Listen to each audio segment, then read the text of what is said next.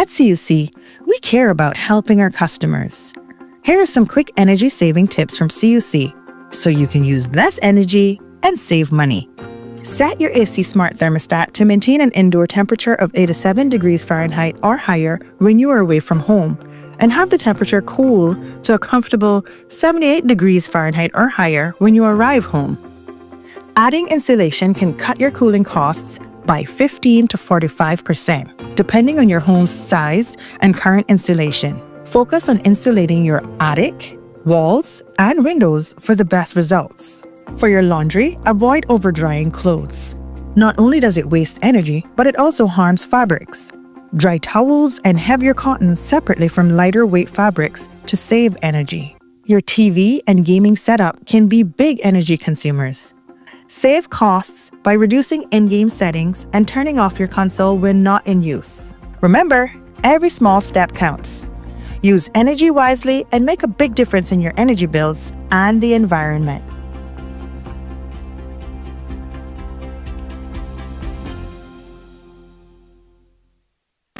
When you run your own business, you have a career as an accountant, stock taker, delivery driver, therapist, legal expert, mother, father, and the rest. But there's one area you don't need to be an expert in. At Brava, we keep it simple, so you can get along with doing what you do.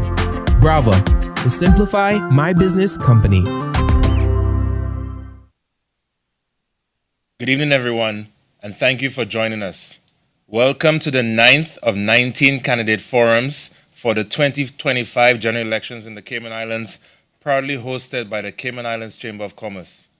My name is Omari Corbin, and I'm honored to serve as the current president of the Chamber of Commerce. I'm also pleased to be one of the panelists posing questions to our candidates this evening. Before we begin, I would like to sincerely thank the three Cayman Brac East candidates, Mrs. Ruth Ann Borden, Mr. James Christian, and Mr. Dan Scott, for accepting our invitation to participate in tonight's forum. By appearing together on this platform, you demonstrate a shared commitment to the democratic process and to the people of Cayman Brac East.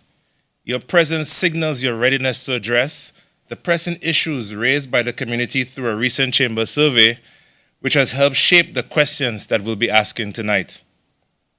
While time won't allow us to cover every question submitted, we will do our best to focus on the topics identified as most important to voters in the Cayman Islands and Cayman Brac East. When the Chamber was founded in 1965, it was built on the principles of supporting, promoting, and protecting the interests of our members and the wider community. Remaining strictly nonpartisan, we have proudly hosted these candidate forums every election year since 1988. We've provided a neutral platform for 9 elections, allowing voters to hear directly from those seeking public office and helping our community make informed decisions on election day. The questions for tonight's forum have been carefully developed based on past and current chamber surveys and our 3-year advocacy agenda and submissions from public in various constituencies. No candidate has received these questions in advance, ensuring a fair and open discussion. As an organization committed to supporting a strong and sustainable Cayman, the Chamber's advocacy efforts focus on 3 key pillars: building a future-ready workforce, sustaining economic success, and advancing quality of life. The newly elected Chamber Council believes that these pillars are fundamental to the continued growth and prosperity of our islands. Looking ahead, the Chamber intends to collaborate with the incoming government to develop a government accountability scorecard, ensuring accountability and transparency.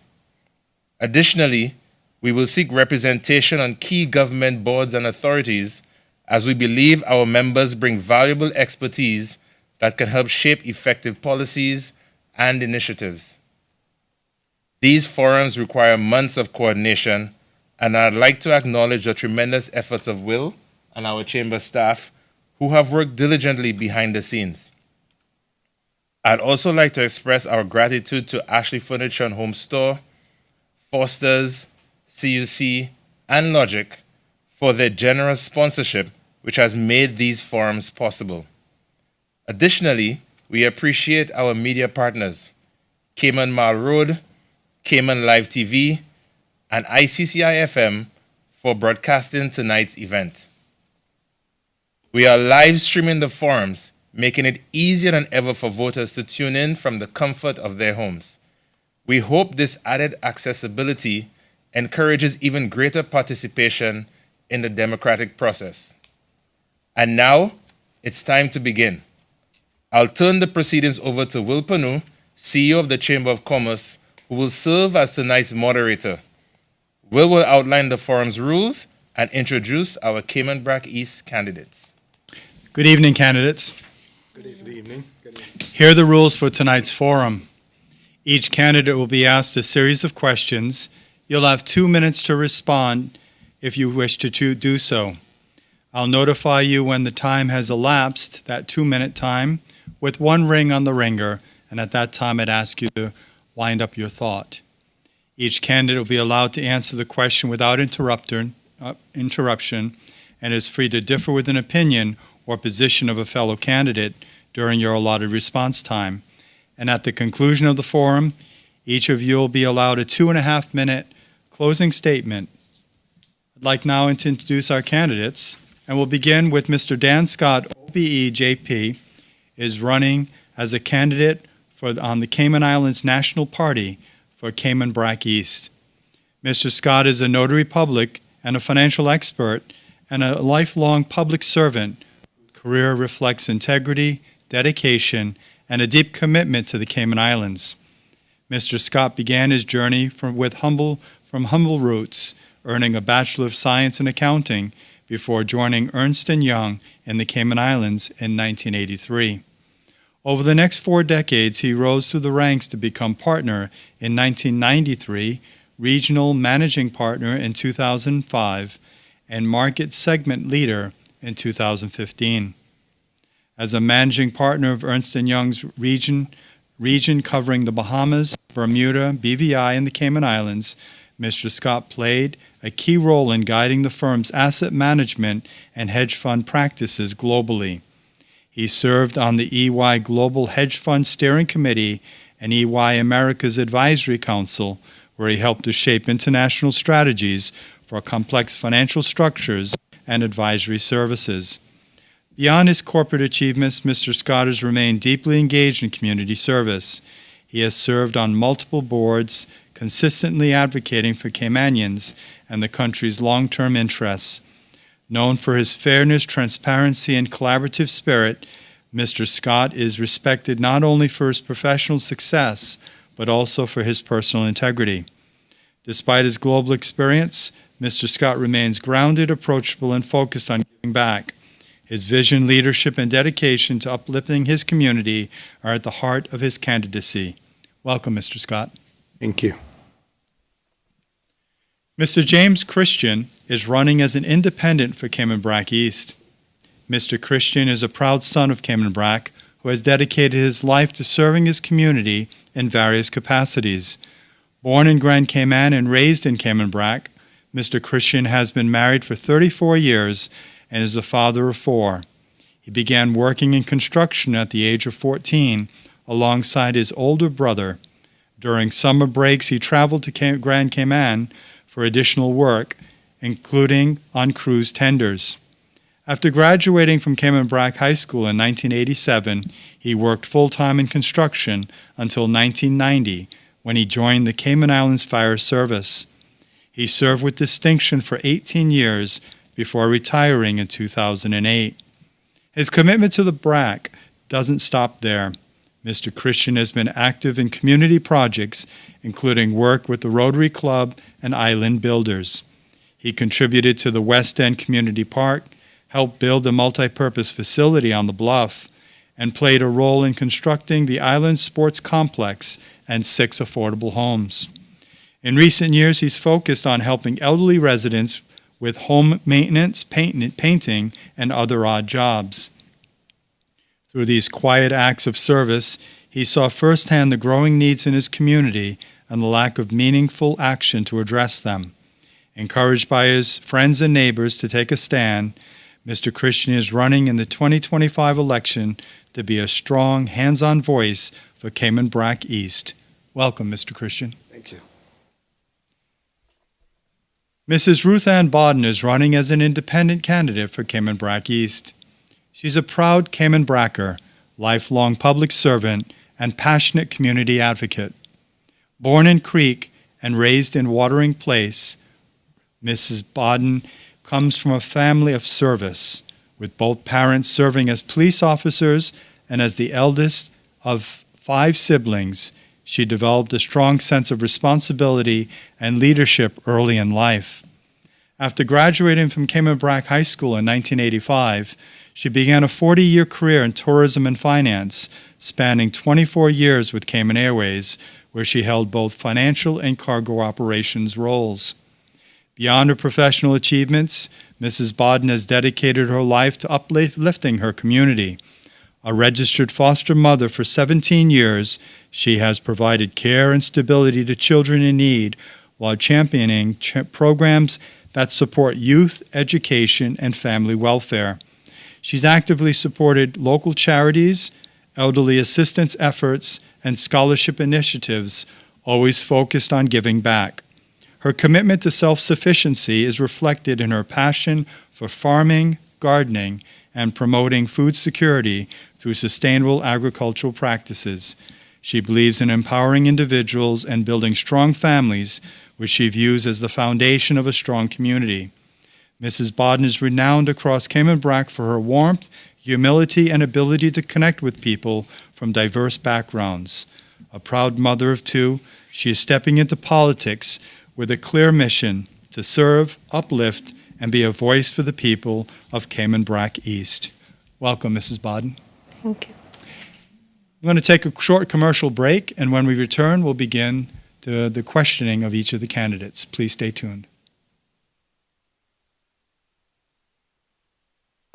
When you run your own business, you have a career as an accountant, stock taker, delivery driver, therapist, legal expert, mother, father, and the rest. But there's one area you don't need to be an expert in. At Brava, we take the complexity out of your business solutions. We keep it simple, so you can get along with doing what you do. Brava, the Simplify My Business company.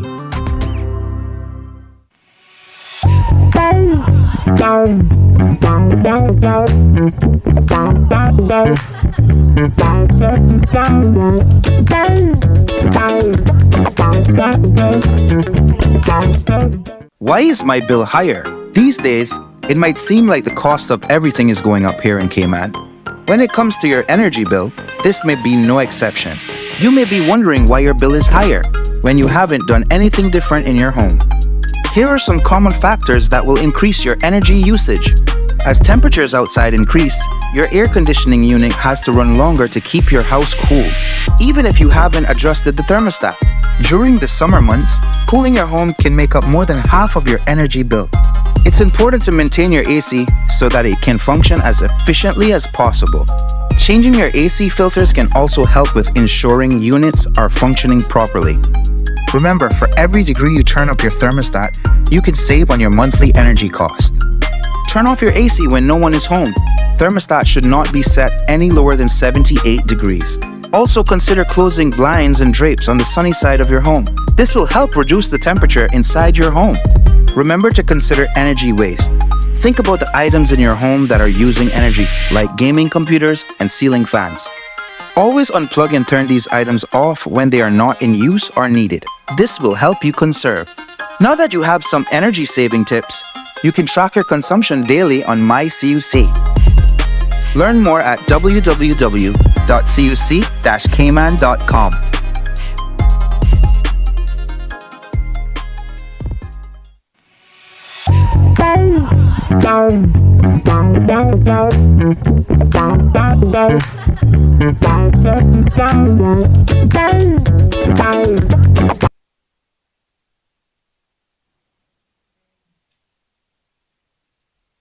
Welcome back to the Chamber of Commerce Candidates Forum for the constituency of Cayman Brac East. It's now time for the questions for this evening, and I'll turn it over to Chamber President Omari Corbin. CUC chart. Mr. Scott, we'll start with you for question number 1. Why have you decided to run in this election, and how do you plan to represent the people of Cayman Brac East if elected? Thank you very much for the question. It's interesting. For me, I have spent 40 years in a career, having retired, and I must admit, standing for public office was not on my to-do list. Indeed, my plans were to spend far more time in Cayman Brac, as well as Little Cayman, and that we escape some of the hustle and bustle of Grand Cayman, and perhaps get a bit of fishing in as well. The more time, however, that I spent in the Brac, it became quite clear that there were serious challenges facing our people. As I spoke to people, both young and old, it was obvious that they were struggling with cost of living, struggling with things such as lack of jobs, struggling with health care. They're having to travel to Grand Cayman far too often to seek health care. And it goes on. Indeed, in many cases, they're struggling to simply put food on their table, while at the same time, you have failed government policies that are investing in all sorts of things for a select few. The average Cayman Bracer is in real trouble. For me, it became something many people had asked me about running, which I must admit, retirement was looking good, but as I reflected on it, the reality is someone paid it forward for me, and having spent time, I had developed the skills, the expertise, and so the reality is I couldn't just sit by and talk about these things. There was the feeling I had to get involved so that I could help, both in Cayman Brac and indeed in the broader Cayman Islands, because the truth is the same challenges we're having in Cayman Brac East or people are having across the entire Cayman Islands. Thank you, Mr. Scott. Mr. Christian? Good evening, to all of you. The reason why I'm here, clearly, I decided to run for this 2025 election is because of, and should I use this word, tired of seeing people being treated as second-class citizens in our own country. Our past MPs, governments, for the last 20 plus years, has done absolutely nothing for the people of Cayman Brac East. Nothing. I intend to represent the people of Cayman Brac and the Cayman Islands on whole, with real action, integrity, and results. We can't afford to sit down and allow our people to suffer anymore on promises. It's only a comfort to a fool's heart, is what my father taught me. It's time to put that asleep. It's time for a new stance, and it's time for a new change. And come April the 30th, you make your choice. I will be that change. I am a Bracer, a wholehearted Bracer, a hard-headed Bracer is what they call us. 100%. It ain't no coming and it ain't no going. When you get me Cayman Brac, I am Cayman Brac. You find me Cayman Brac, you know where I live, you know my number, you know how to find me. I'm there for the people, and I will always be there for the people. When the people needed help from down in the 80s, when the radio station started the talk show, I was one of the only 4 on Cayman Brac that stood up for the people of Cayman Brac. And I intend to do that for the rest of my entire life. Thank you very much. Thank you, Mr. Christian. Thank you. Mrs. Borden? I have decided to run for the election in 2025 because for many years I stood on the back scene of a lot of things that were implemented by my voice. So I figured it's, instead of standing behind and pushing people forward, it was time for me to step forward because I was the voice that was behind. I've always advocated for everything for the Brac. As I worked for Cayman Airways, I encouraged a lot of things to be put in place for the Brac. I support the young people because their voices is like they're not heard, and they are our future. One day we will have to vote for them, so to put them and educate them now on what is taking place in our country, they're feeling it the most because of being held back in so many areas. With education, they're not being seen and understood when it comes to how they're placed in where they're placed in our society. So to move forward with those, with helping the youth, we need to put in more youth programs and educate them more when it comes to our financial way of life and how they can control the way our cost of living is by the decisions they make. So certain rules need to be put in school for financial learning to assist them with this, the way that our cost is affecting not only the Cayman Islands but on the whole world, the way that we're going. I've always represented Cayman Brac in every role that I played. Wherever I go, whatever I'm asked, I make sure to put, I'm a Caymanian, but I'm a Bracer. I applied for a job before, and I was told I'm not a Caymanian because of where I was born, because I'm a Bracer. Thank you, Mrs. Borden. For round two, Mr. Christian, I'll start with you. It has to do with national issues. So what are the 3 national issues you would prioritize if elected, and why?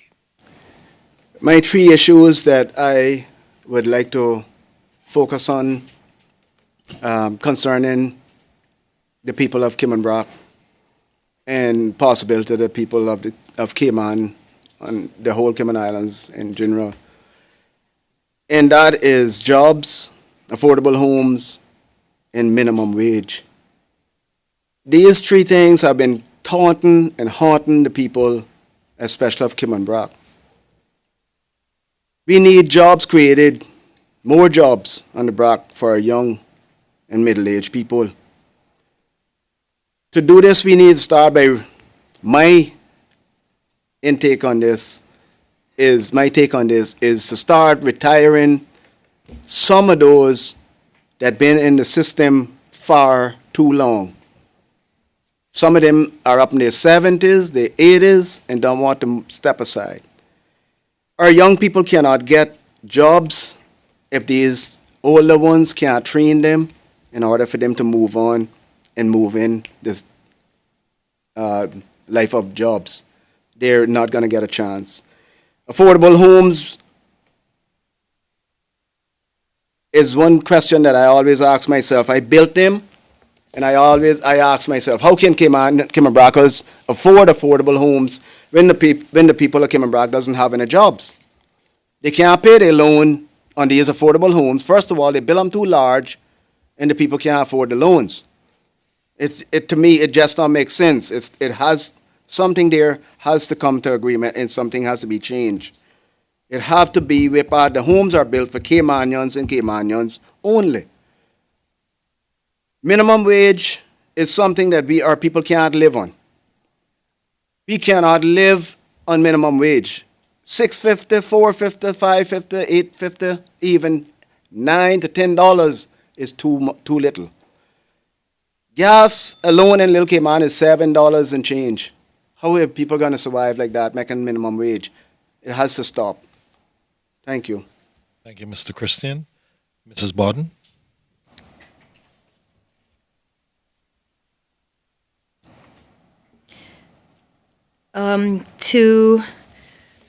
To address the 3 top subjects, it would be police, border control, and education. For the Brac, we do not have a police station. We're renting a space. We have officers that don't have tools to do their jobs. They're understaffed. In the 1980s, we had 12 police officers. It's now 2025, and we only have 9. So it's no way that crime have decreased. It's just that the funding is not there to support what we need for the Brac. For border control, I was instrumental in the Cayman Islands Coast Guard with the vision that I had for it to be created. But part of that creation was for the base in the Brac, which has not been accomplished as yet, which I will be enforcing for it to be done. Because we're getting too much people visiting that does not come through the right channels to Cayman Brac and to Little Cayman. And if we had someone that went fishing and hasn't returned, we have to wait 4 hours on a calm day for a response from Grand Cayman to the Brac. Every second counts. For education, I would like to see a TVET or trade school provided for us in the Brac so that children are not left on graduations. You'll see 5 or so left behind because everyone else is on honor roll. By the time children reach 6th grade, you should know if that child is going to be doctor, lawyer, and accountant, or is he going to be our next plumber. So we have to put things in place so that when they graduate, they also receive a certificate of stage 1. Thank you, Mrs. Bodden. Mr. Scott? Thank you for the question. And I think the question is, what are the top 3 national issues that you would prioritize? I think the top 3 that I would list are ultimately encapsulated in one, but I will cover them. It's for Grand Cayman, it's unfettered development. It is the cost of living, which is creating a real issue for Caymanians to own homes. And the other one are jobs for Caymanians. Despite all the opportunity and economic growth, Caymanians are struggling to get jobs in their own country. This ultimately all gets encapsulated in, frankly, unfettered immigration, and in particular, as it relates to importing cheap labor. And the challenge with that is that it undermines the workforce in the Cayman Islands because Caymanians simply cannot live on $6 an hour.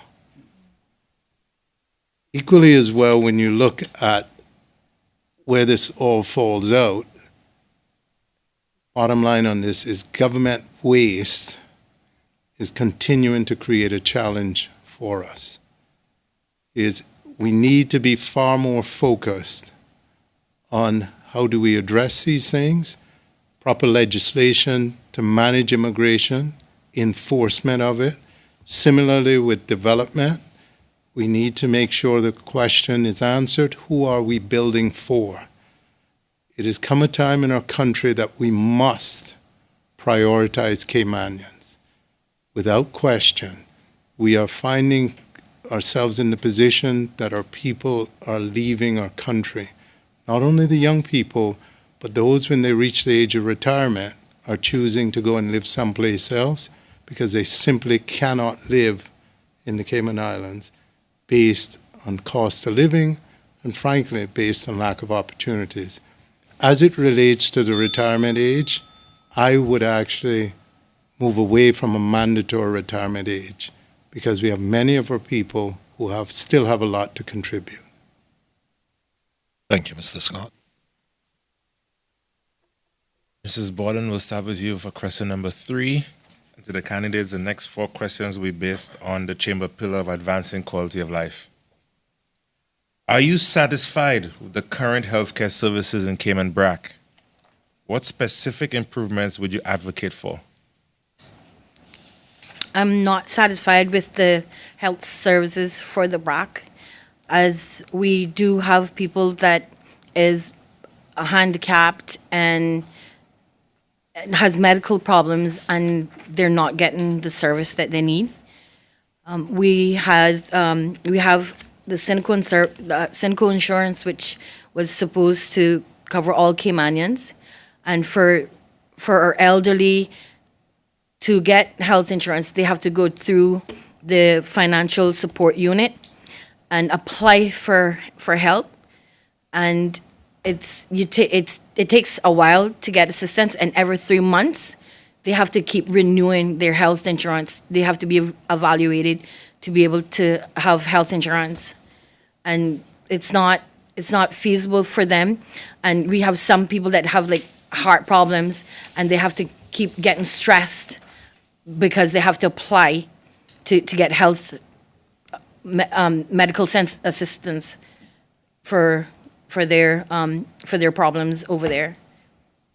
And to fix this, we need to take care of, like, children should have insurance up to the age of 18 when they become adults, and then the older people should be covered. It shouldn't be a question of them having to beg for health insurance and have to go through all the red tape to obtain health care. Thank you, Mrs. Bodden. Mr. Scott? Yes, the answer is no. Not satisfied with it for a number of reasons. We are seeing many of our elderly go without the necessary health care because they simply don't have the support and the coverage, or indeed the access to be able to get to the healthcare providers. The other challenge we're seeing in the Brac is they simply don't have the diagnostic equipment that they need, whether it's something like an MRI machine or a mammogram machine. Folks are having to leave Cayman Brac, travel to Grand Cayman in order to get tests run. Problem with that is many of them are aging, and it is a real struggle. My mother is 92 years old.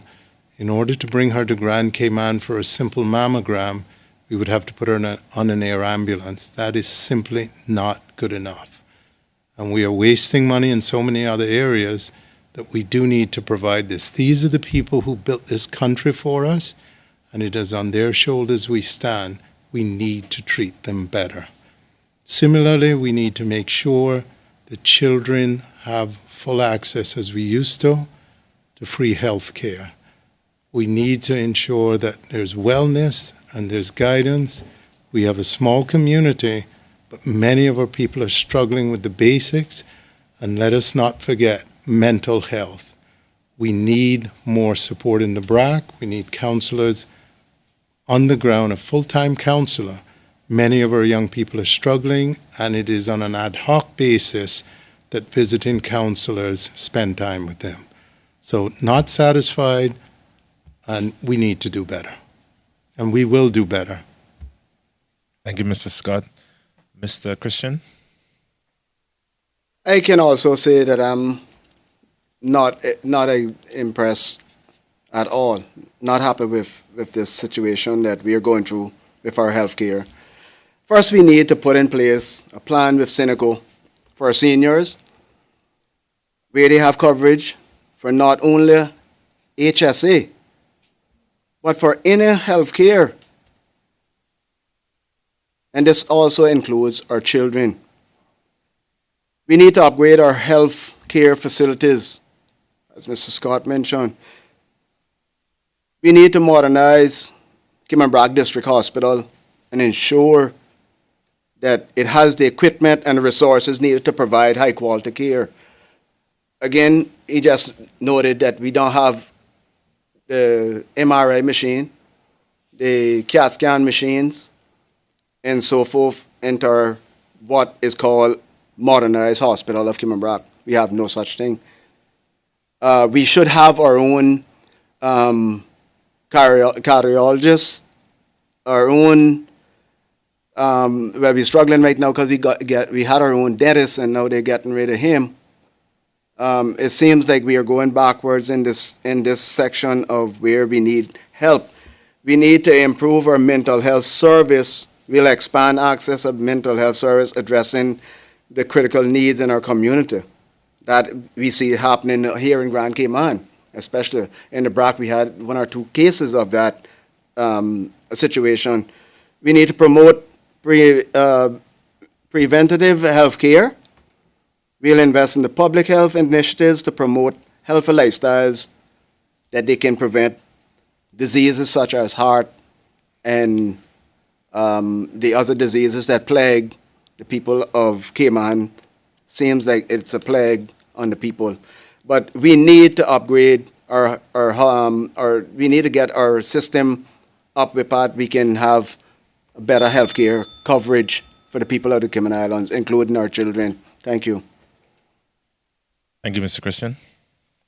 Mr. Scott, round 4, we'll start with you. Are you satisfied with the current electricity costs in Cayman Brac? What are your thoughts on the potential for renewable energy solutions in the Brac? Thank you for the question. No, we're not satisfied with the current cost of electricity in Cayman Brac. And I don't think we're satisfied with it at the cost in Grand Cayman either. On the potential of renewable energy, I think there is a possibility, but we need to understand how are we going to do that. Because I think it is important to make sure everyone has the ability to have access to it, and that it is not just for those who are in a position to, say, put solar panels on their roof. We need to be thoughtful about how we do it, and we would advocate, for example, in the shorter term, that we would remove the fuel duty for Caymanians as it relates to the electricity production, whether in the Brac or in Grand Cayman. But I do think we need to look at alternatives, but also continue to explore not just renewables, but other cleaner energy sources, as opposed to simply just saying we're going to go to, I, for example, have a large solar array on my house, and I can tell you it requires a fair amount of maintenance. So that in itself may simply not be the answer. But I do think we need to continue to explore all the options to reduce the cost of electricity. Mr. Scott, Mr. Christian? I do have to agree. And I say no, I'm not happy with the cost of electricity on the Brac. It has always been a problem to the people on the Brac. And what created the problem was when they moved from the original meter boxes, they put in the system a pay as you go. The pay as you go is a handy device, but it only are there for the man for the individual that has money in his pocket at the time that can afford it. The original system was the meter, which you pay monthly. From the time they came away from that on Cayman Brac, the whole system went in array and destroyed the whole entire Cayman Brac. From the time they dropped the whole system. Because people had 1 month to go and pay their bill. Now they have to have money in their pockets at all time, and the people don't have the work to have money in their pockets at all time to pay their bills. And the cost of the current on the electricity on Cayman Brac is outrageously ridiculous. It seems like during the night while you're sleeping, and I challenge it, I've checked in the middle of the night, it seemed like they turn something on that the meter spins faster. And then it slows down as the morning come in. And I've done my checks on that time and time again and prove it, that something they're doing to cause the electricity cost to go up. If this is the case, so be it. But it has to be something done. In solar array, I tried it myself on my property on the bluff. It is the way to go. Possible to some, possible to the others, not so much. Because, first of all, putting an array panel, most of the companies want to put it on your roof. During the hurricane, it comes and it tears the panel off the roof, and your roof is destroyed. So it have to be a different solution. Thank you. Thank you, Mr. Christian. Mrs. Bunn? No, I'm not satisfied with the current electricity costs in the Brac. Government should have been given an option to purchase Cayman Brac Power and Light.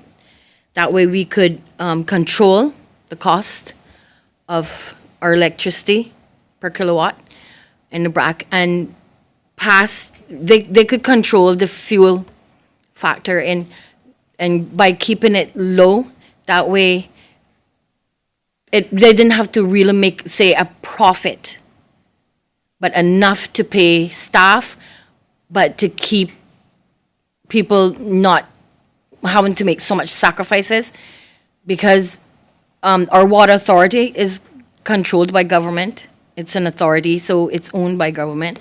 So Cayman Brac Power and Light could have been done the same, and I wish we have the option to purchase CUC for the same reason, where we can control how much we spend on fuel and how much the electricity cost will be per consumer. The solar panels, yeah, that does work, but people in the Brac don't have that kind of money to afford to put panels on their roofs or any place else, because majority of the people that are in the Brac are retirees. So there's no way they can afford to go that route with the renewable energy solutions. Well, thank you, candidates. We've gone through the first 4 questions. We're going to take a short commercial break. Please stay tuned.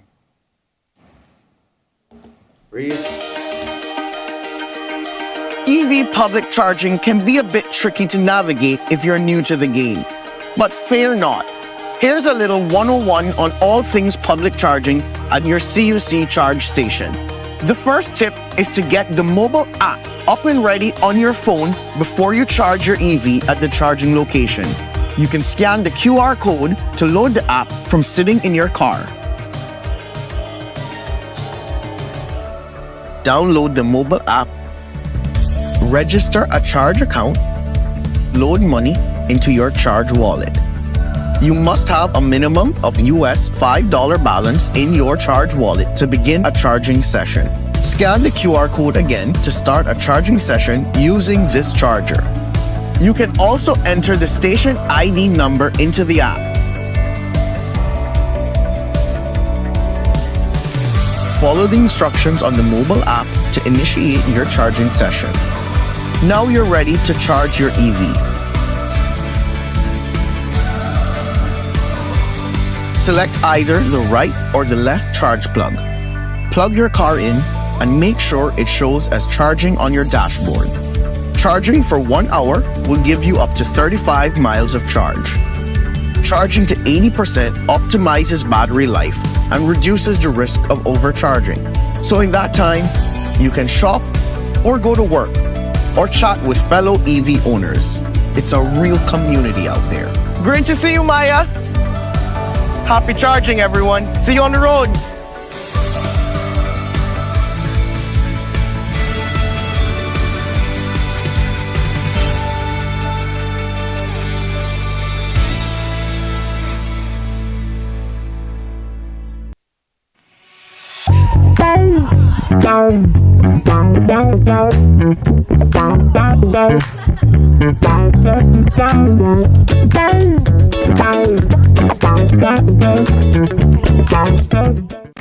When you run your own business, you have a career as an accountant, stock taker, delivery driver, therapist, legal expert, mother, father, and the rest. But there's one area you don't need to be an expert in.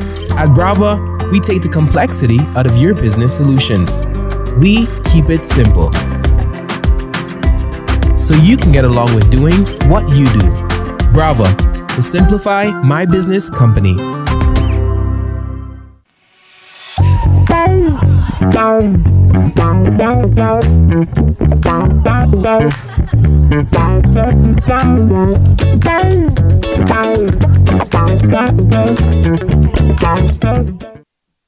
Welcome back to the Chamber of Commerce Candidates Forum for the constituency of Cayman Brac East.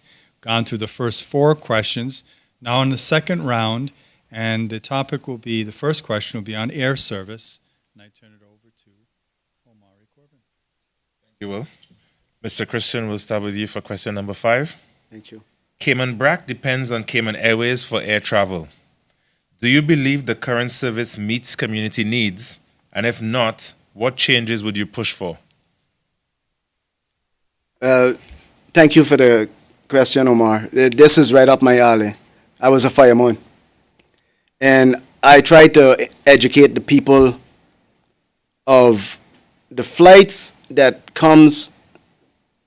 circulate throughout the Cayman Islands between here, Little Cayman, and Cayman Brac. The amount of flights that make up, they call movements, according to air traffic. They're not called flights, they're called movements. The number that make up the most movements in the Cayman Islands are not the foreign flights. It's the flights between Grand Cayman, Little Cayman, and Cayman Brac. They make up the majority of the flights with Cayman Airways. No other company that come in flying here makes up enough as the Twin Otter and the Saab and Cayman Airways Max 8. The issue with the flights to the Brac, we have to put something in place for that. We are struggling to have flights into Cayman Brac. When we have community events here in Grand Cayman, we can't get our children from the Brac to Grand Cayman because we don't have the amount of flights. We have an issue with if we have, when we need, one of the things that I try to advocate for is some of our flights that are coming to the Brac that is not completely full. I know they go by weight, and it should be because they use some of those flights to bring some of the people packages from Grand Cayman that they so long wait for in the Brac to the Brac. But we are lacking flights into Cayman Brac during the day. There's the Saab makes up most of the flights. The Twin Otter owner flies to Little Cayman in a certain time. She has to be cut off because she cannot enter there after 6 o'clock because of restrictions at the tower. And we need the flights into Cayman Brac. We need, either the government needs to put in place another Twin Otter or another Saab. Whichever one, I reached out many times to the members in government and told them they need to buy a ATR 62-700. That will settle the whole problem. That is the route to go. So we need more flights coming into Cayman Brac. Thank you. Thank you, Mr. Christian. Mrs. Borden?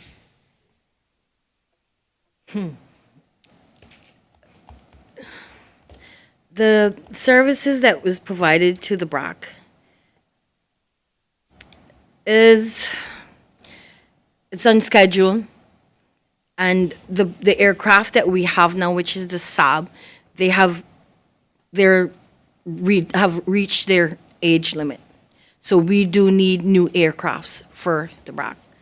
So I've campaigned on 2 new aircrafts for the Brac, which would be the ATR 70s, which holds 50 to 70 passengers, which in 2013, when we had got the first Saabs, they worked. But now that Cayman Brac is growing, the demand for more space on our aircrafts is happening.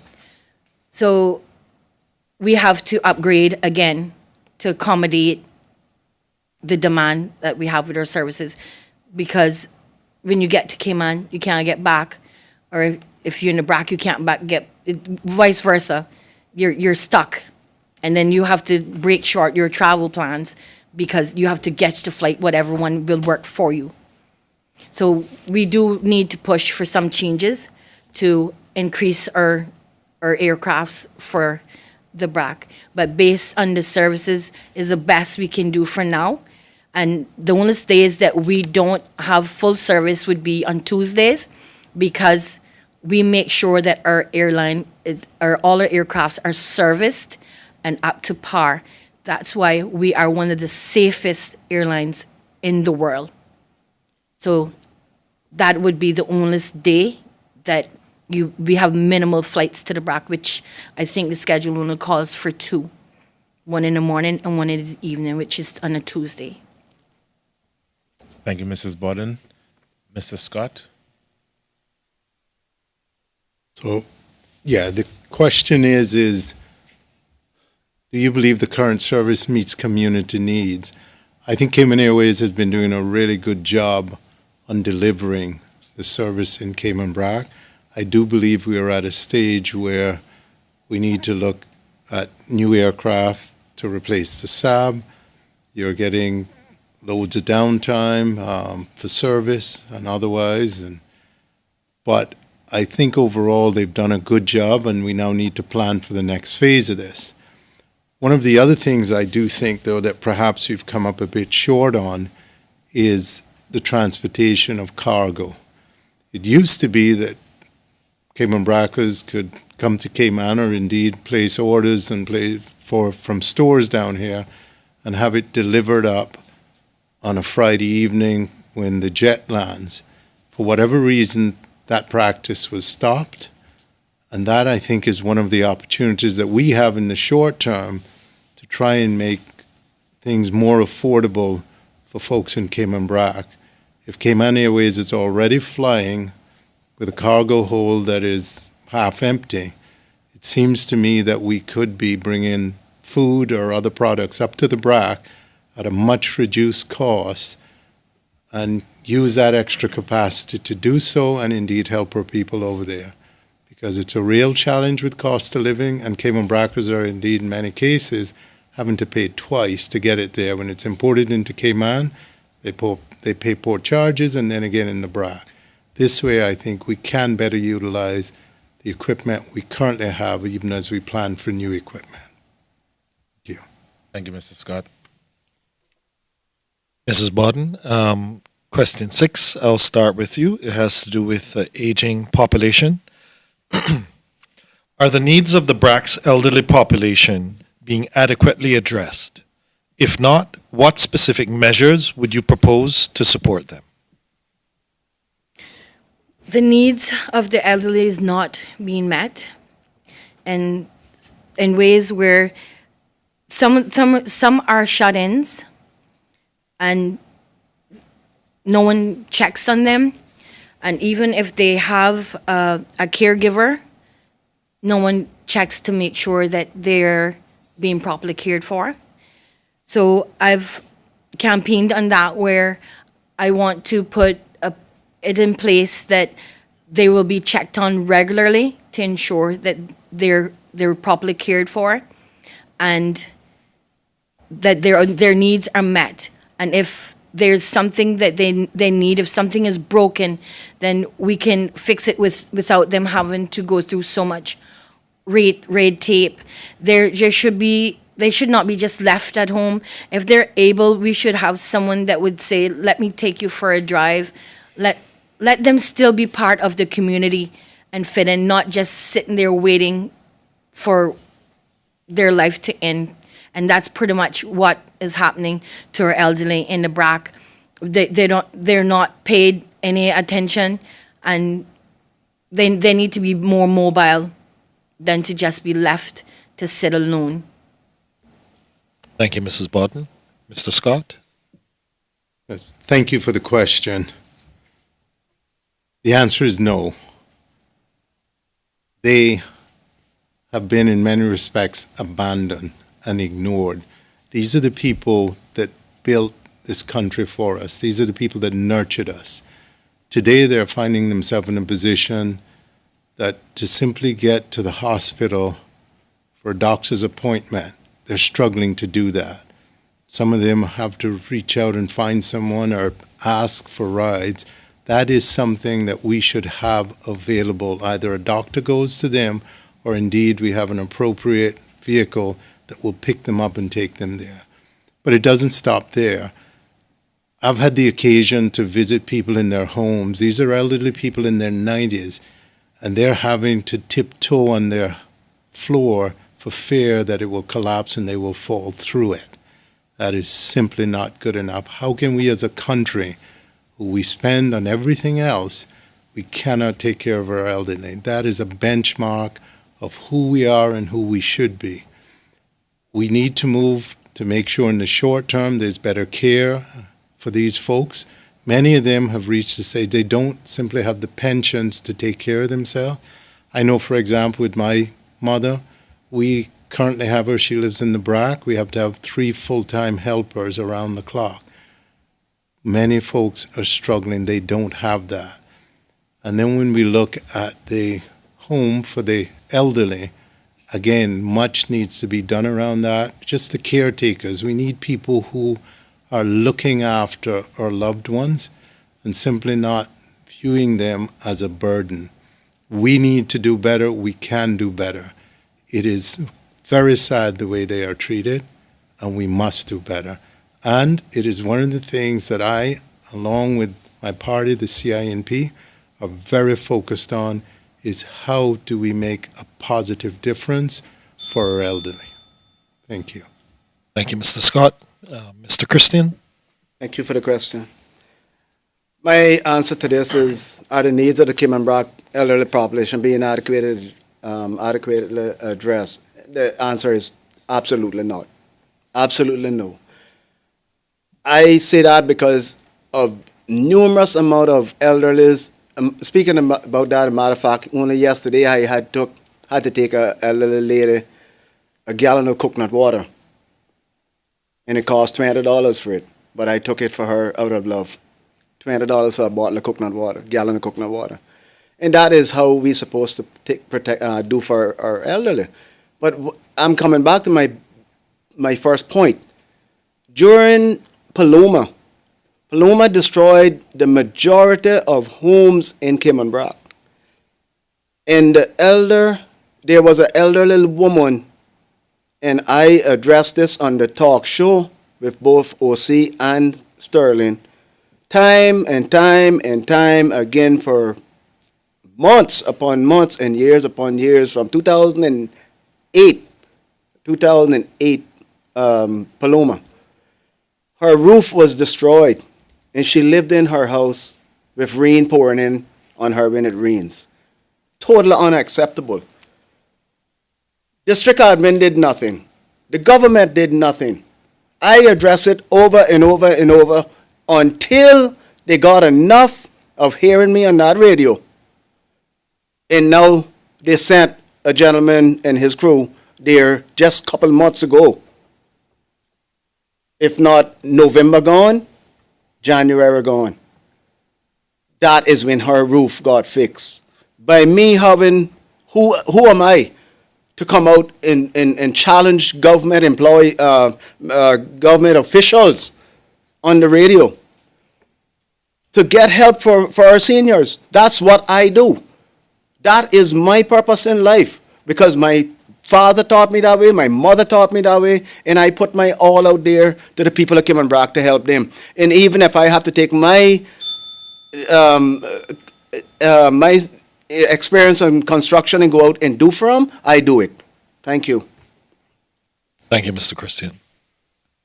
Mr. Scott, we'll start with you for question number 7. And to the candidates, the next 2 questions are based on the Chamber pillar of building a future-ready workforce. Do you support building the new Cayman Brac High School? What benefits or concerns do you see with the current proposal? Thank you for the question. Cayman Brac needs investment in infrastructure. And the question around the Cayman Brac High School is quite a hot topic. What I do find interesting, however, is that we haven't talked about the Georgetown $8 or $10 million park in the same way.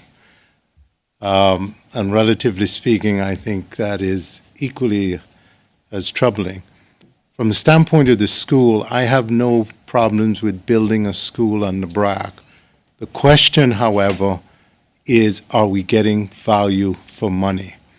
Is it being built in a way that it makes sense? And the other really key question is, are Cayman Bracers getting jobs from such a large-scale infrastructure project?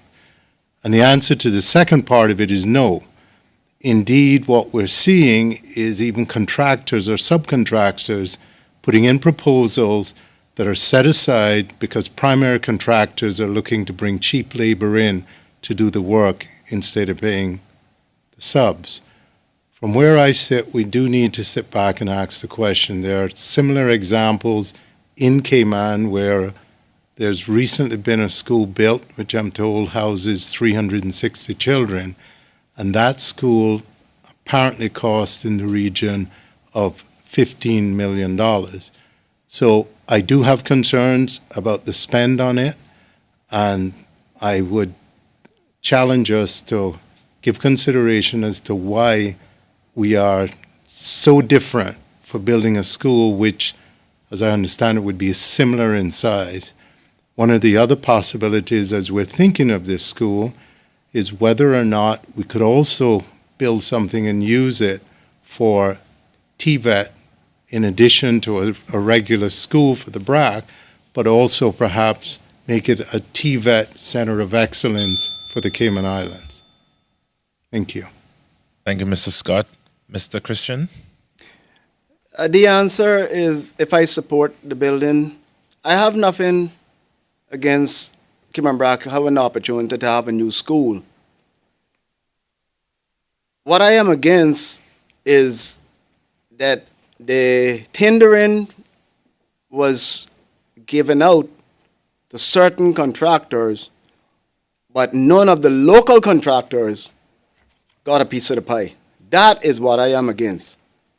The Cayman Brac High School of that magnitude, we don't need it. Because we don't have the children. We don't have that amount of children for that magnitude of a building. It's something that they're talking about, that the old school, what I would like to see done if that school is being built, is I would like to see the old high school, the changes on the roof, because they claim it has asbestos, but yet today our children are still in that school, but yet the government is saying it has asbestos. I don't know who brought up that stupid comment and remark, and I know I don't want to ponder on that, but that school that we have now, I would like to see that turn into a trade school for the Brac.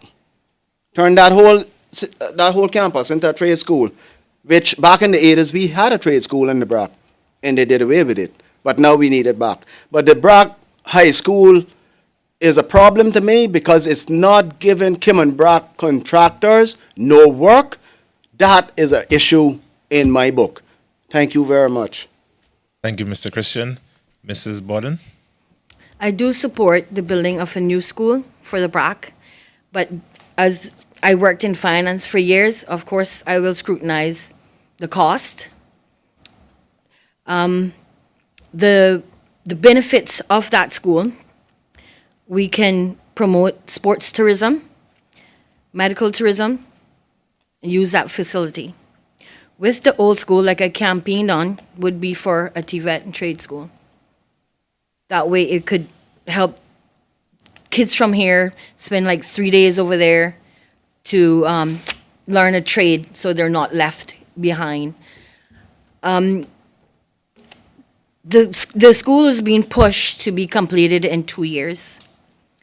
If we stretch it out for 4 years, more Brackers would get jobs there. They do have contractors that are Cayman Brackers actually, but because we're forcing it to be completed in 2 years, we've had to bring people in on a labor scale to make that happen faster.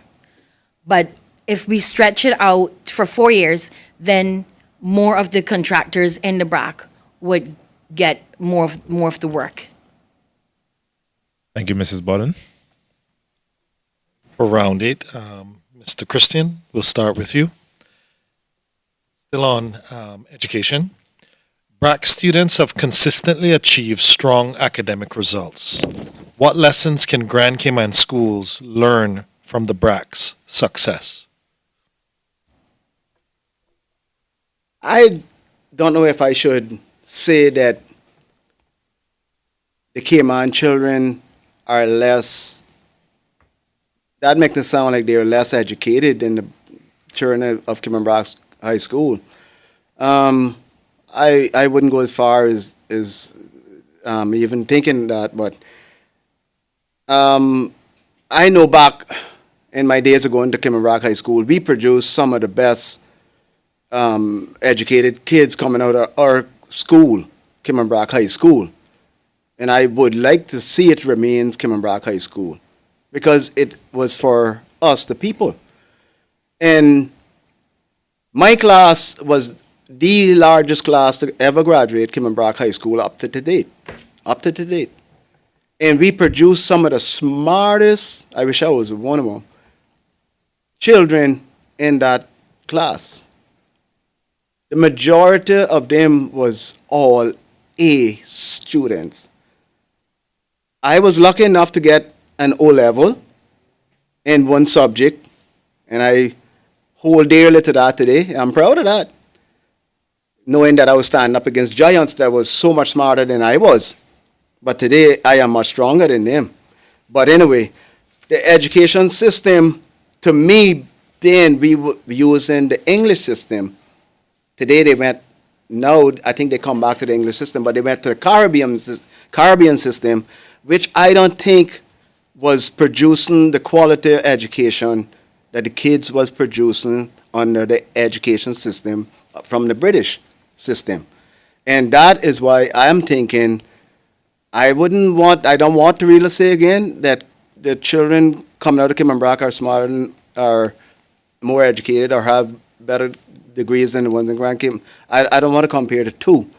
But the Brac students are academically smart because a lot of them are pushed to the limits because they don't have the amount of distractions that some of the kids here in Grand Cayman have. The only distraction they have is their technology. And we need to get rid of that to try to make sure our children learn more from the schools instead of their cell phones. So within that, I would leave that as that. I wouldn't want to mention nothing more about in other schools. So thank you. Thank you, Mr. Christian. Mrs. Bodden? What I would say for Grand Cayman to learn from Cayman Brac's success is that the classroom size makes a big difference, and the support of the teachers. Because if a child doesn't show up to school, the principal knows and he will call to find out. So the teachers are very vigilant with what's going on with the students, and if we also support the teachers, that would make a big difference. Because in Grand Cayman, I see where when teachers are pushing the parents are pushing against the teachers. They're not getting the support that they should get to help their own children. So that makes a big difference. And also the discipline, that also makes a big difference with children in Cayman Brac, because it takes a community to raise a child. And in the Brac, that is how it is still worked. And you have kids that have already graduated that volunteers their time to tutor kids that is struggling. So that also helps make a difference in the Brac. But class size is a big concern for why the Brac kids are achieving higher grades than Grand Cayman is. Thank you, Mrs. Bodden. Mr. Scott? Thank you for the question. Cayman Brac has done a really good job of focusing on the importance of education, recruiting the right teachers who care deeply and inspire, and having parents who participate in the success of their children. And indeed, as a broader community, they all come together and celebrate academic achievement. And I think at the core of it, that is what the success of the Brac has consistently been, is that a community, parents, and indeed good teachers. That combination, you win every time, whatever the challenges you have, whatever building you're operating out of, whatever the shortcomings may be. It is a simple formula, and it works in the Brac because people care. And as a result of that, children feel nurtured, they feel challenged, and they feel celebrated. So that, I think, is the secret sauce. But if we can deliver that across the Cayman Islands, we get back to a time and a place where education was important and our students will excel. Thank you. Thank you, Mr. Scott. Thank you, candidates. We've gone through the second round of questions. We're going to take a short commercial break. And when we return, the final round of questions. Please stay with us.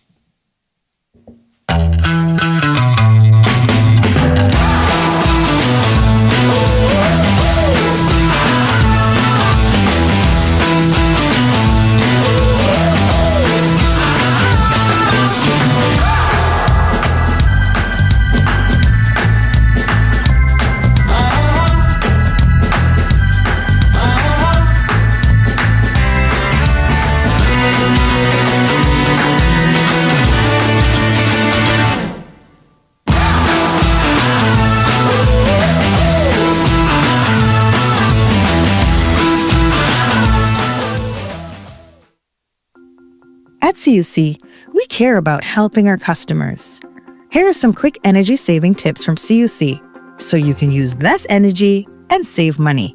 Set your AC Smart thermostat to maintain an indoor temperature of 87 degrees Fahrenheit or higher when you are away from home, and have the temperature cool to a comfortable 78 degrees Fahrenheit or higher when you arrive home. Adding insulation can cut your cooling costs by 15 to 45%, depending on your home's size and current insulation. Focus on insulating your attic, walls, and windows for the best results. For your laundry, avoid over-drying clothes. Not only does it waste energy, but it also harms fabrics. Dry towels and heavier cottons separately from lighter weight fabrics to save energy. Your TV and gaming setup can be big energy consumers. Save costs by reducing in-game settings and turning off your console when not in use. Remember, every small step counts. Use energy wisely and make a big difference in your energy bills and the environment.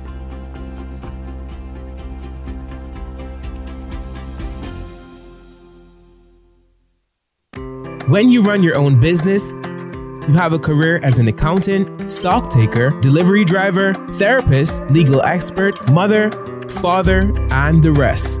But there's one area you don't need to be an expert in. At Brava, we take the complexity out of your business solutions. We keep it simple, so you can get along with doing what you do. Brava, the Simplify My Business company. Welcome back to the Chamber of Commerce Candidates Forum for the constituency of Cayman Brac East. Gone through 8 questions. Now the final round of questions, and we'll begin on the topic of the Port Zeus proposal.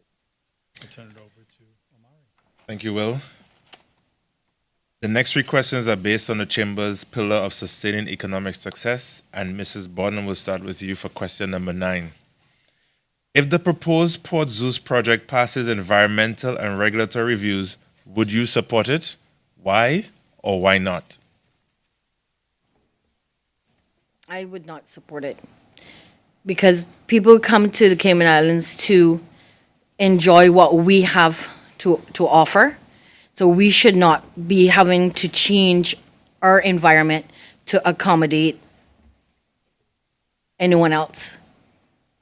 That is how I feel about the Port Zeus. Thank you, Mrs. Borden. Mr. Scott? My view on Port Zeus or anything else that we are doing in Cayman Brac comes down to what do the people of Cayman Brac, what do the Cayman Bracers want? One of the things I had the opportunity to do was attend the meeting where they were going through the whole EIA process. And I was actually very pleased with it. It is very comprehensive. It gives the citizen, the Cayman Bracers, and indeed broadly the Cayman Islands citizens, the opportunity to comment, to give feedback, and give input. And I think it's a very rigorous process that they undertake in coming to a conclusion. So from where I sit at the end of the day, it really does come down to if it passes all the environmental and regulatory reviews, Cayman Brackers would have had their chance, they would have given their input, and they would have had the consideration. And if the majority of Cayman Brackers do support it, I indeed would support it as well. Thank you. Thank you, Mr. Scott. Mr. Christian? Well, let me first say that there's pros and cons on this Port Zeus, and I was one of them that stood up against Mr. Schilling and challenged him that night in that meeting regarding Port Zeus. And my question to him was, who is this going to benefit? This is not something to benefit the people of Cayman Brac. It's not going to benefit Cayman Brackers at all, because he's going to bring in cheap labor, and the Brackers doesn't work for cheap labor. So it doesn't work for the people of Cayman Brac. And for him to for that port to be, that project to go through in a marine zone, a diving zone, supposed to be regulated by environmental, the DOE, and it's not being challenged.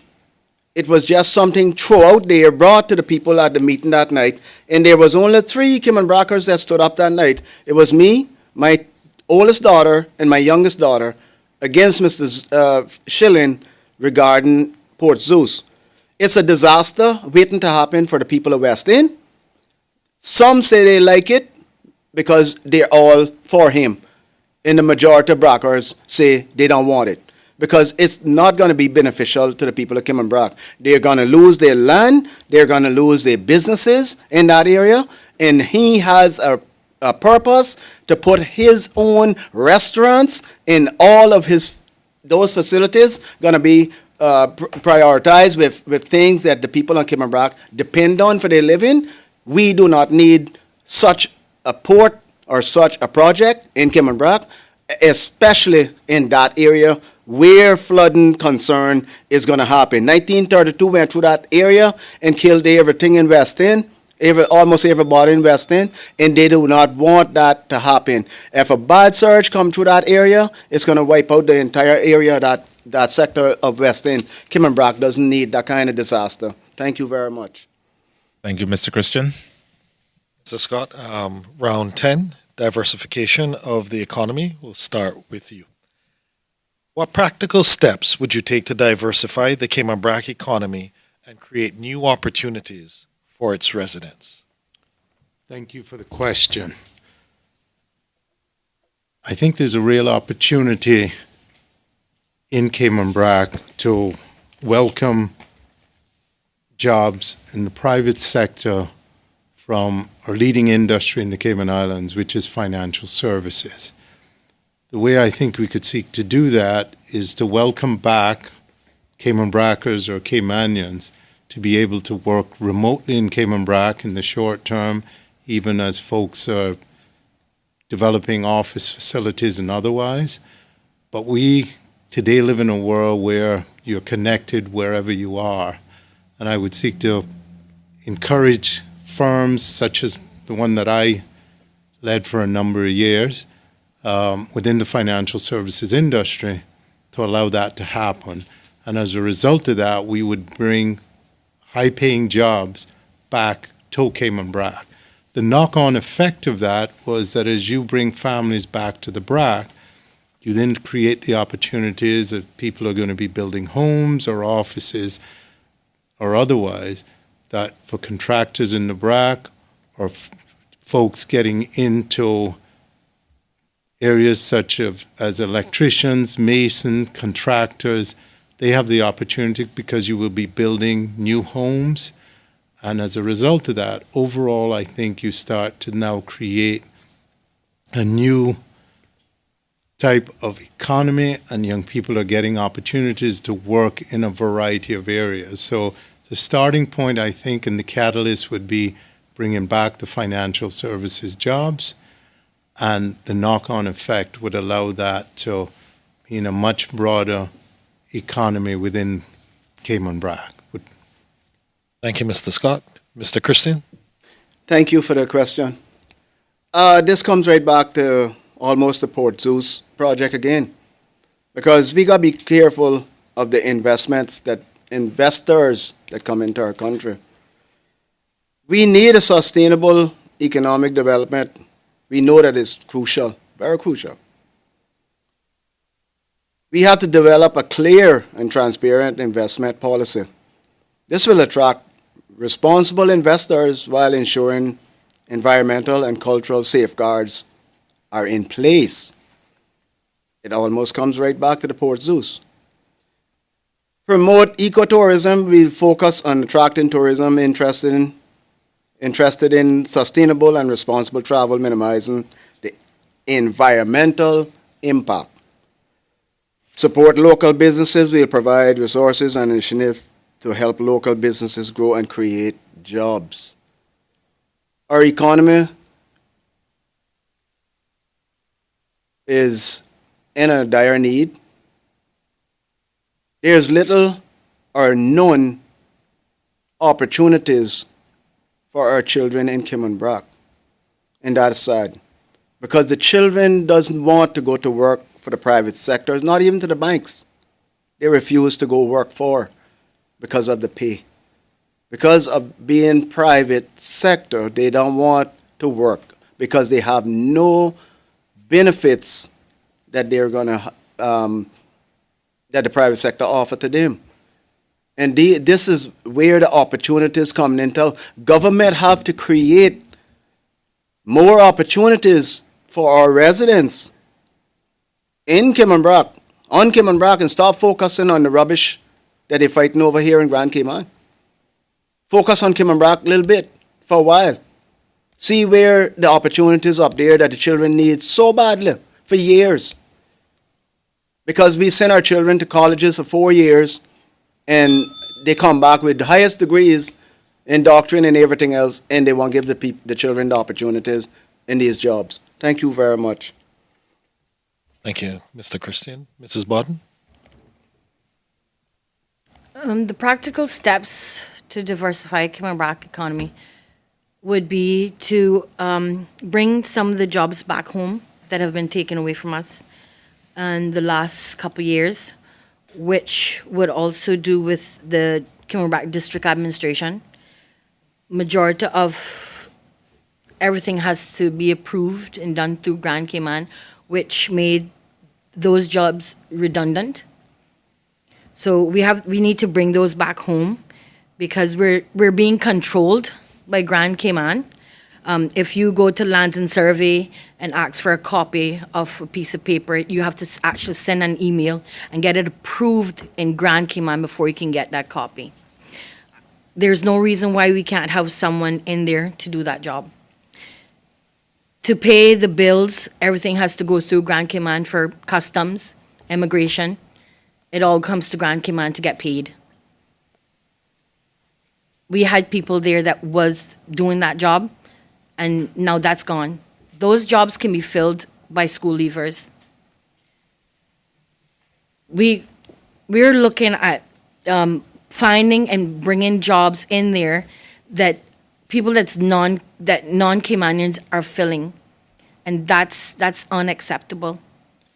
We should be able to attach the immigration and work and let them apply and compare what you're requesting for an employee and fit it across with a Caymanian, because what is happening is they're putting in for work permits for someone and during that time in deploying a Caymanian for only 6 months, and when that permit is approved, they let go of that Caymanian, then make them sign a paper saying that they're not going to go to immigration, or if they do, they're not going to get their last salaries. So as Caymanians are trying to get jobs and we're trying to bring them back home, we need to address a lot of the issues of what is causing our problems in the Brac. Thank you, Mrs. Bodden. Mr. Christian, we'll start with you for question number 11. What actions would you take to grow tourism in the Cayman Islands? Where do you see the most significant potential for improvement? Growing tourism in the Cayman Islands is a crucial part of our growth, our survival. But when I think of Cayman Brac having a chance to grow in tourism, it hurts me to know that the government has taken all of our chances and sold them to private investors. We had chances that we could own the Cayman Brac Tiara Beach, which is one of the largest beach stretches of beach on Cayman Brac. And our government turned around and sold it to this special individual that we all know on these islands, the four-letter name. It took about 10 years of me having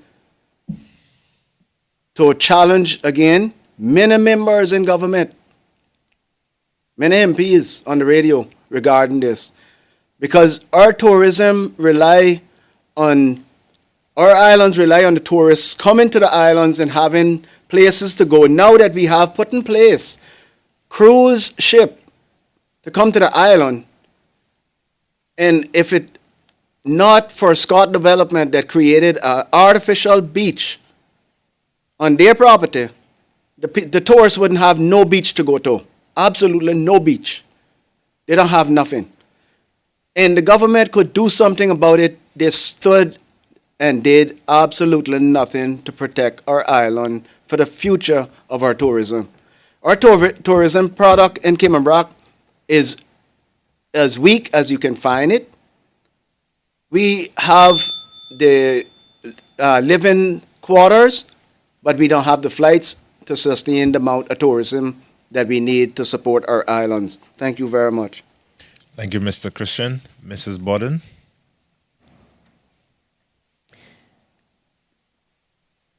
To improve our tourism in the Cayman Islands, I think Caymanians need to be at the front, be the first face you see as you enter our airports or any port that we have. Our tour operators should be Caymanians. The people that work in the tourism, the hotels, they should mostly be Caymanians because they come here for our culture, and we are losing our culture by other cultures that has influenced us. You do not go to any other Caribbean island and find other nationalities at their forefront. That is what we have lost. We have lost who we are because we're outnumbered. And we have to put that back. There should be restrictions where born and bred Caymanians are at the forefront of any tourist attraction. They should not have to interact with other languages that we have been forced to accept and try to understand. We can improve our tourism not only just for diving, as we are known as one of the number one places to dive, but we have other attractions. We have the caves. So my question is, out of the $56 million that have just been awarded to the tourism department, how much of that is going to be allocated to promote Cayman Brac? Because we're always seeing Cayman Islands, promoting the Cayman Islands, but where's the pictures of Cayman Brac? Where's the pictures of our caves, our people, what we have to offer besides Grand Cayman? Thank you, Mrs. Borden. Mr. Scott? Thank you for the question. I think at the core of it, the question we have to ask is quality versus quantity. And when you talk about what actions to grow our tourism, I think we really need a discussion as to what are numbers, what sort of numbers do we want? And then it leads us into the whole conversation around who are we building it for? It used to be that on the West Bay Beach, people in particular from West Bay were the ones, the ambassadors who built the tourism product. It's the reason people came to the island, people built relationship, felt like family. Similarly, in Cayman Brac, that's the way it was. People returned to the Brac because they had met these very special people who served in the hospitality industry, and they did it because there was joy in them doing it. And they brought that sense of community. That's why the product launched, and it was incredibly successful. The challenge we have today is whether it's in Cayman Brac or along the 7 Mile Beach, you struggle to spot the Caymanian or the Cayman Bracer. So where do I think the most significant improvement is that we need to stop, take a deep breath, and revisit the quality of the product that we are delivering for our visitors and seek to improve that and seek to involve Caymanians to get back to our glory days when people came here for the reason, and they didn't come once, they were repeat visitors, and in many cases made it their home away from home. So I do think it comes down to the value of our people, and they will make a difference because, frankly, they are the best ambassadors, and business in the tourism industry will continue to thrive if we allow our people back in to deliver the very special service that only they can deliver. Thank you, Mr. Scott.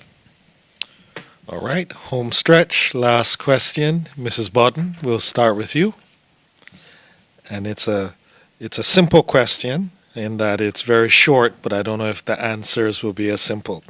What is your plan to address the Georgetown landfill? The Georgetown landfill. What about Cayman Brac's landfill? Same problem. We need to really focus on the recycling, because if we recycle properly, we can use like cardboards and foods to use back for fertilizers for plants. So we do really need to look at how we can break down the way that we're disposing of our trash. And we have to do the same thing in Cayman Brac. So in a question that you put to me, I will refer back to Cayman Brac, because we have this, what's happening here is happening over there. So it needs to be addressed on a whole, not just Grand Cayman, but also Cayman Brac landfill. As we saw a couple weeks ago, the mess that occurred over there. So Georgetown landfill really needs to be sorted so that we can use their same example and fix our problem in the Brac. Okay. Thank you, Mrs. Bodden. Mr. Scott? I think, and going to the broader point, and this covers all 3 islands, I do think we need to develop and look at a modular, much smaller than what was being proposed on the failed regen project, which I think was, as you would have seen from the Auditor General report, was destined to fail from the time the Progressives signed it. A more modular plant, and one in each of the locations, much smaller and working on waste to energy, at the same time combined with recycling, and in particular around composting. Those things I think that we get focused on, and on the back of that, a whole process around educating our people to be more diligent on what they buy and how they deal with waste, because we produce as individuals a lot of waste, and there's better ways that we can do that, but clearly that comes with us thinking about it, being educated, making sure we're getting it in the right bin. But I think overall, if we focus on those things and then clearly on the recycling, figure out where we get partners that will, we can ship tires and things such as that off island. But there's no question that has to be an absolute priority for us as a government going in, as the Cayman Islands National Party, and it will be one of the first things we seek to address, and this time deliver on. Thank you, Mr. Scott. Mr. Christian? Thank you for the question. The proposing landfill called Mount Trashmore. That has been an eyesore for the people of Cayman for many years. And the government doesn't seem to have a solution. If you watch the news in Miami, Florida, right now they are going through the same identical crisis. The landfill has exceeded its size and limit and height. Cayman Brac is another problem because we have a bluff right back of the landfill that is about 30 feet high, and now it's leveling with the top of the bluff. I used to work for DEH, and we started recycling. We started shipping plastics, aluminum cans. I picked up hundreds and hundreds of aluminum cans separated from plastics and other garbage per day, per week, per month, for the year. Hundreds of pounds, and it takes a lot of plastic to make 100 pounds. And it sat there for months in the containers. And finally they decided to ship it down because the recycling system didn't work. The incinerator didn't work. They needed new incinerators, and that is what caused these problems in these landfills. If they don't have proper incinerators, they're going to end up in problems. They use the stuff that coming in from the gardeners. They should have that mulch. They had a mulcher, and it got damaged. They now replaced it. Get a new mulcher, this problem had been solved. Get the other garbage, get bins put with pot. People can put their recycling plastic cans and everything. Educate the people that they can use these bins for that purpose. Thank you very much. Thank you. Thank the candidates. We've gone through 12 questions. We're going to take a short commercial break, and when we return, closing statements by each candidate. Please stay tuned. When you run your own business, you have a career as an accountant, stock taker, delivery driver, therapist, legal expert, mother, father, and the rest. But there's one area you don't need to be an expert in. At Brava, we take the complexity out of your business solutions. We keep it simple, so you can get along with doing what you do. Brava, the Simplify My Business company.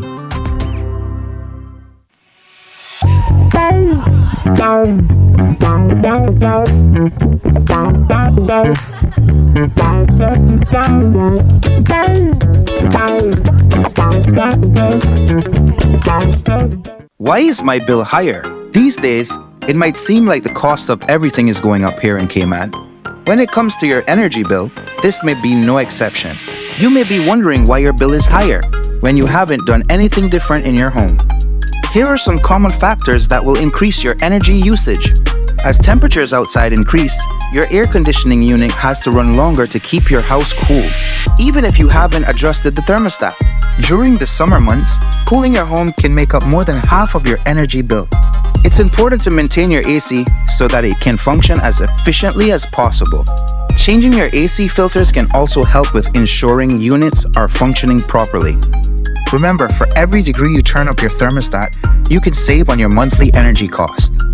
Turn off your AC when no one is home. Thermostat should not be set any lower than 78 degrees. Also consider closing blinds and drapes on the sunny side of your home. This will help reduce the temperature inside your home. Remember to consider energy waste. Think about the items in your home that are using energy, like gaming computers and ceiling fans.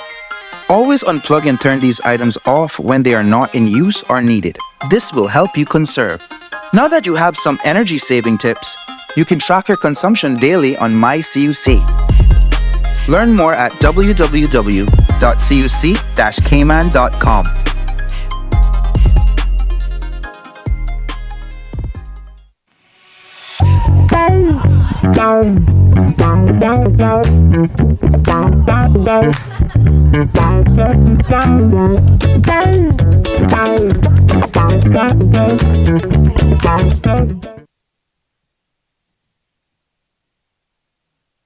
Welcome back to the Chamber of Commerce Candidates Forum for the constituency of Cayman Brac East. We've gone through 12 questions. Now we turn to each candidate for closing remarks, and we begin with Mr. Dan Scott. Thank you. Thank you to the Chamber for hosting this. Thank you to Mr. Christian and Ms. Baden. And thank you to our viewers, and most importantly, thank you to our voters and viewers from Cayman Brac East. This election is about change. It is about electing someone who will work hard to make your life better. No longer will you have to accept being treated like second-class citizens in your own country. Along with the Cayman Islands National Party, I will work diligently to reduce your cost of living. I will work to ensure that healthcare in Cayman Brac is enhanced to avoid you having to travel far too often to Grand Cayman for the requisite healthcare. I will ensure that Cayman Bracers are prioritized for jobs and well-paying jobs. I will work with the private sector to bring more well-paying jobs to Cayman Brac. We will invest in infrastructure such as expansion of airports, a police station on the bluff, a fire station for the Eastern District on the bluff, a new crane for the port, just to name a few. It was also suggested by some that I intended to roll back salary increases and other benefits for civil servants. That is not true. It was also rumored that I would cut back on pensions and seaman benefits. Again, not true. It has further been circulated that I would cut the headcount in public works. Yet again, not true. 3 for 3 not true stories. I wonder who has been telling these stories.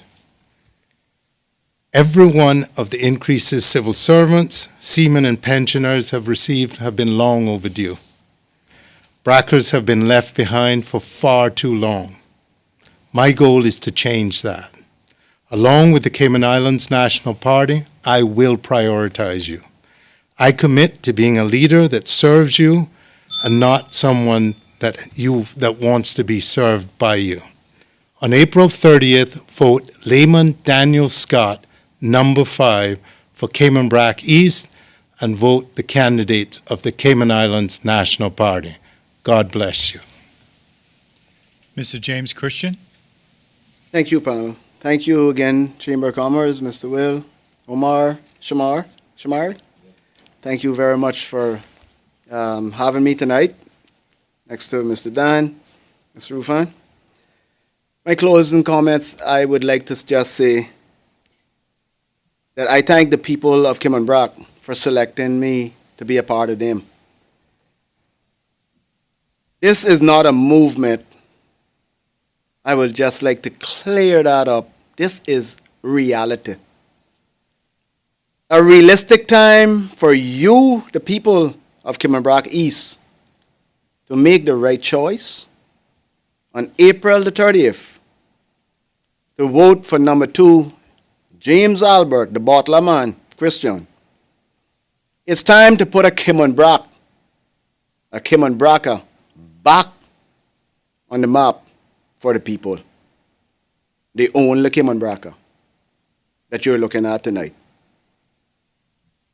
We have, for the past 20 years, got little or no results for Brackers to live in comfort.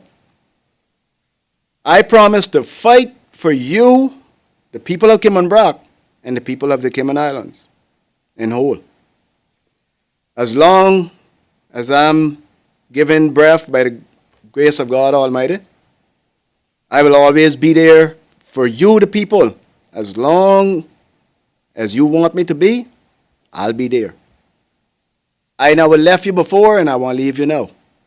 I promise you all that I did before, and I promise in you now what I will promise to do in the future for you again. And that is to make sure that Cayman Brac receive what Cayman Brac is supposed to get. I won't be like others here today and gone tomorrow. Now that you can rest assured on. Never again until next 3 years you'll see them. That not me. You'll see me every time you get a chance. You know where I live, you know my number. Don't be afraid. I got plenty of bottlers who will come and get them. But I want you all, the people of Cayman Brac East, to think wisely and choose wisely.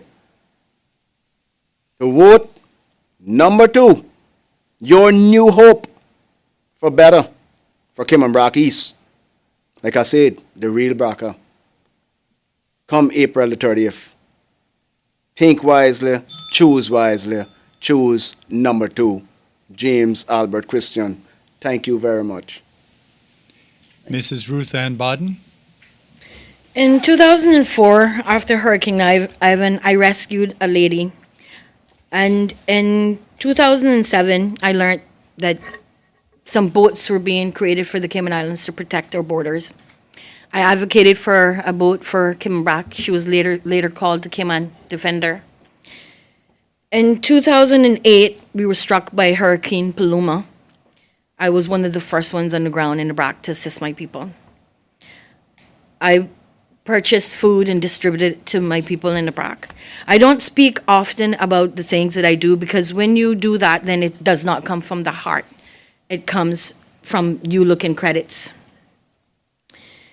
In 2013, I approached then Mr. Alden McLaughlin to create a Cayman Islands Coast Guard to protect our borders better.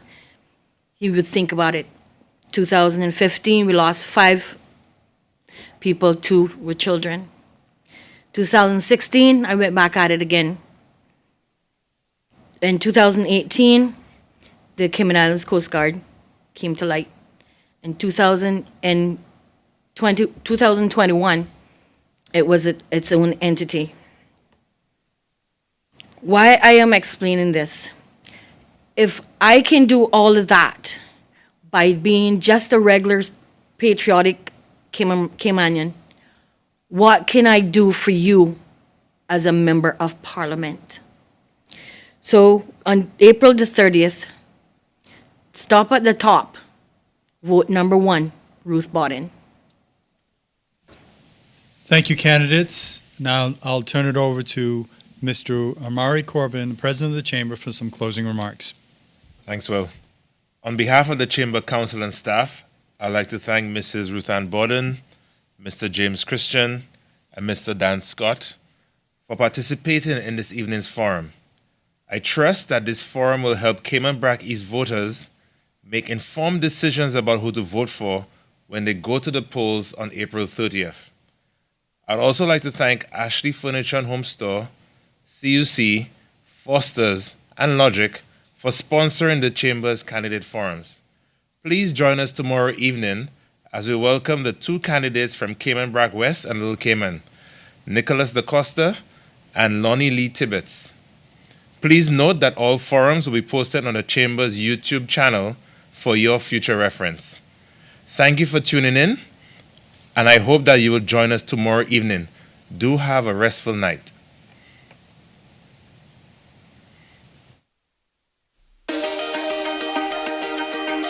EV public charging can be a bit tricky to navigate if you're new to the game. But fear not.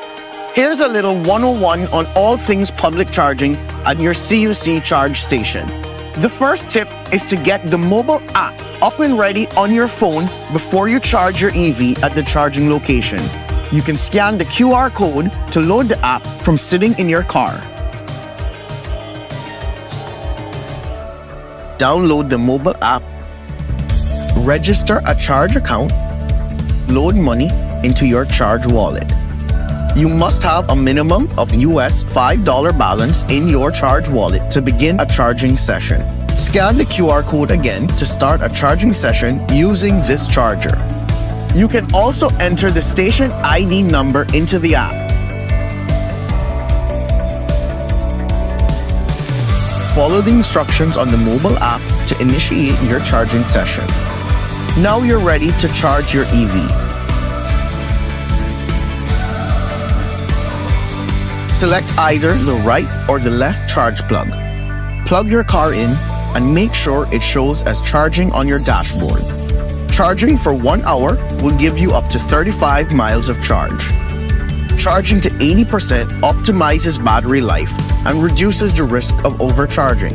So in that time, you can shop or go to work or chat with fellow EV owners. It's a real community out there. Great to see you, Maya. Happy charging, everyone. See you on the road.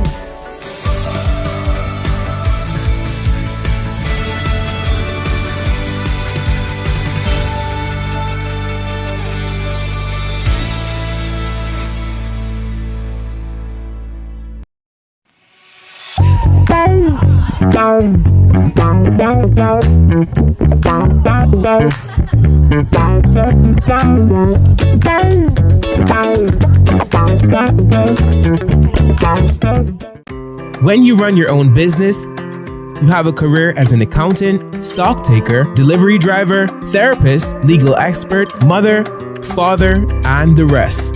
But there's one area you don't need to be an expert in.